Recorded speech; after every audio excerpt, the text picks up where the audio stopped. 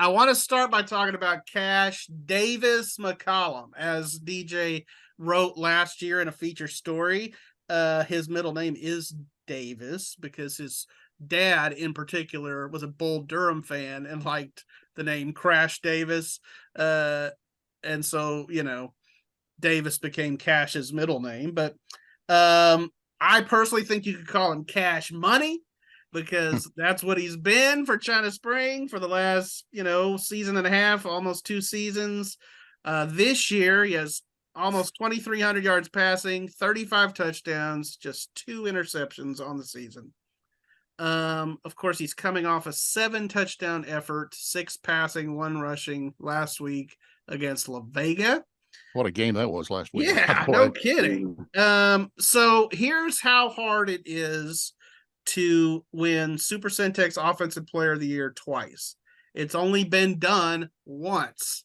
That was John Henry, the great John Henry, who's in the Texas High School Football Hall of Fame, at Lorena back in 88 and 89. So what do you think the chances are that our boy Cash can cash in and win it again? Well, let me chime in first, since I covered the game on Friday, and I have him at 21 of 29 for 372 passing yards. Obviously, the 6 touchdowns, and then the game winner using his legs.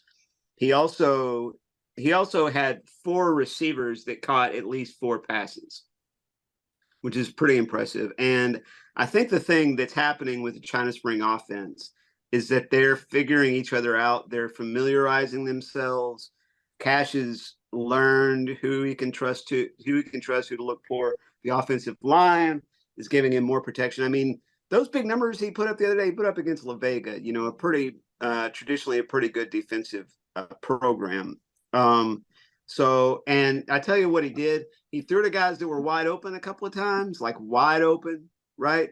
But he also laid a ball in like right where it had to be, like, put it on a guy who had a guy on him, and that guy ended up scoring. So doing it all kinds of ways. And given the trajectory, I mean, Stephenville is going to be a tough game on Friday. Thursday. But Thursday, right. But they're clicking, and then you get into the rest of the season, the first few rounds of the playoffs. He's already Central Texas leading passer.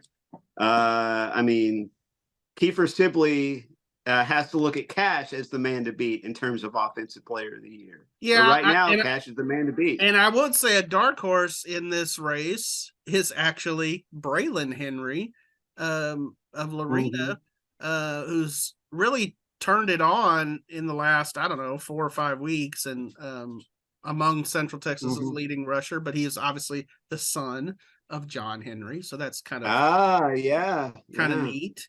I got a chance to see John Henry play one time in high school, and it was in the state championship game, and it was the guy lived up to all billing. He was a tremendous player, and it's an easy guy to follow too. I was covering sports back in those days, and I didn't, even though I didn't get to a lot of John's games, I got to see him in that state championship game. Was not even covering it. I was sitting in the stands at Memorial Stadium and watched that game. It was a great game. If you get into that kind of category, you're doing pretty well. That's very, very impressive stuff. Yeah, we've said before here on the pod that I think North Texas is going to get a pretty good quarterback, and that's where Cash McCollum is going. DJ, I mean, what do you think? What makes Cash so good? You've seen him play. Yeah, I mean, and not just this season, even from back last year when I got to talk to him at the beginning of the year and at the end of the season for that offensive player feature.